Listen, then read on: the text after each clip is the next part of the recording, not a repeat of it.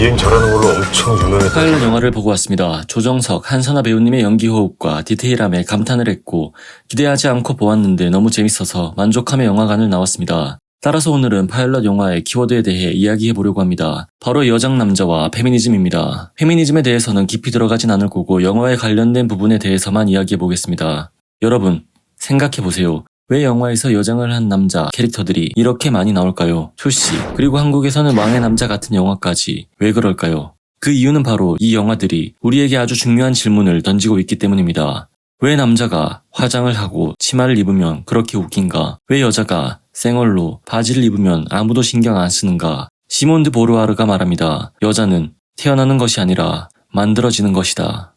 여러분, 주디스 버틀러라는 철학자를 아시나요? 그분이 뭐라고 하셨냐? 젠더는 우리가 그냥 하는 거라고 했습니다. 뭐? 젠더를 한다고요? 맞습니다. 우리가 아침에 일어나서 옷 입고 화장하고 머리 빗는 것처럼 젠더도 매일 하는 거라고요. 버틀러를 유명하게 만든 이 철학의 핵심 개념은 젠더는 어떤 사람이 행하는 바에 따라 결정된다는 수행성을 강조한 것입니다. 영화 초반 내용을 짧게 요약하자면 여직원 외모를 평가하는 직장 상사의 편을 들었다가 직장에서 해고된 스타 파일럿 한정우는 블랙리스트에 오르고 이 사건으로 인해 항공업계에서는 여성 할당제를 하며 남자들은 취업하기가 어려워졌습니다. 가진 모든 것을 잃고 대출금 독촉을 받기 시작하며 한정우가 제정신이 아닌지 미쳐야 미친다는 유튜브 영상을 보고 백수가 될 바에 Just Do It, 여자를 하기로 마음먹습니다. 남자가 치마를 입고 립스틱을 바르면 미친 걸까요? 주디스 버틀러의 표현을 빌리자면 그냥 그날의 젠더 퍼포먼스일 뿐이라 심각하게 생각할 필요가 없다는 말도 맞습니다. 그래도 이렇게 이력서를 낸 위장 취업은 범죄입니다. 따라하지 마세요.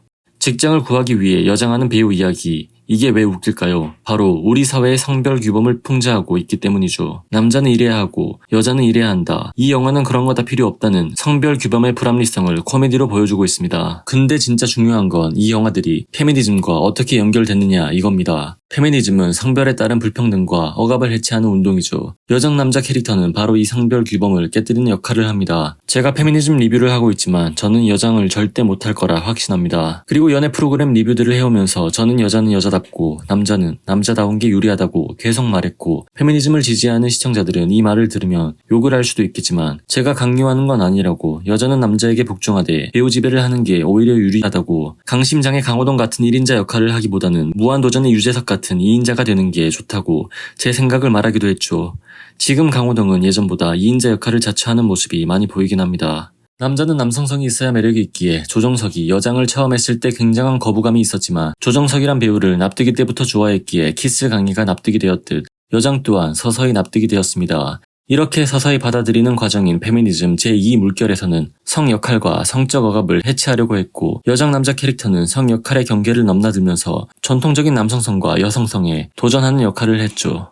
그리고 제3물결 페미니즘에서는 다양한 정체성과 차이를 인정하고 교차성을 강조하는데 여장 남자 캐릭터는 젠더를 다양한 거라며 이 복잡한 정체성을 드러내는 역할을 합니다. 하지만 어떤 철학자들은 대학에서 페미니즘이 너무 강하게 영향을 미쳐서 다른 생각을 가진 사람이 말을 못하게 된다고 주장합니다. 캠퍼스에서 페미니즘을 지지하지 않는 사람들의 의견이 무시되거나 비난받는 경우가 있다고 말하죠. 페미니즘이 남성과 여성 사이의 평등을 위해서 출현한 건데 이 물결이 과해지면서 오히려 남성들에게 불공평할 수 있다는 생각입니다. 이들은 모두가 똑같이 대우받아야 한다고 말만 하면서 특별히 한쪽만 챙기는 게 불공평하다고 보는 거죠. 이 영화에서도 이런 문제점을 알려줍니다.